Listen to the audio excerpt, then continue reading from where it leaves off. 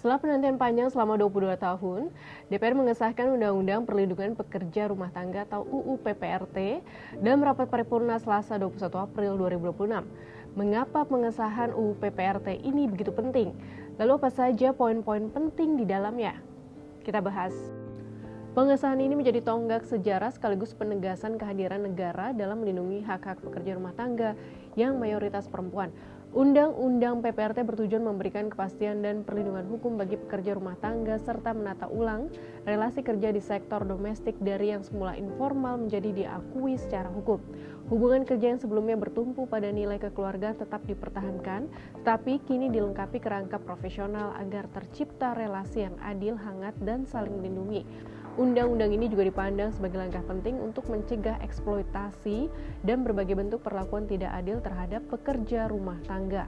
Ada beberapa poin penting dalam UU PPRT yang mencakup hak jaminan kesehatan, jaminan sosial, perlindungan hak asasi manusia, hingga kesetaraan. Pertama, calon pekerja rumah tangga harus berusia minimal 18 tahun saat direkrut pemberi kerja, memiliki KTP dan surat keterangan sehat.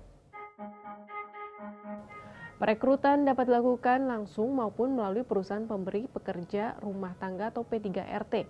Jika melalui P3RT, PRT berhak menerima perjanjian kerjasama penempatan yang memuat identitas para pihak, hak dan kewajiban, lingkup atau tugas pekerjaan, jaminan upah hingga jaminan penempatan. Selanjutnya, PRT memiliki 14 hak diantaranya menjalankan ibadah, bekerja dengan waktu yang manusiawi, mendapatkan upah, cuti, serta waktu istirahat. Selain itu, PRT juga berhak atas tunjangan hari raya, jaminan kesehatan, jaminan ketenaga kerjaan, hingga bantuan sosial dari pemerintah pusat. Undang-undang ini juga mengatur pelatihan vokasi untuk meningkatkan keterampilan PRT yang dapat diselenggarakan pemerintah pusat, pemerintah daerah, kementerian atau dinas terkait, serta pihak swasta.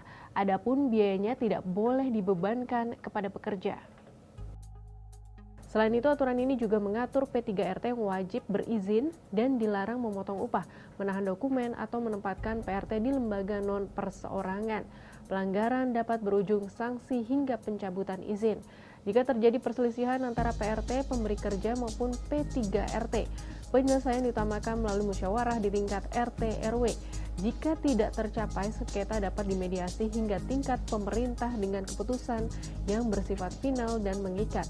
Peraturan pelaksanaan terkait paling lambat ditetapkan 1 tahun sejak Undang-Undang PPRT berlaku.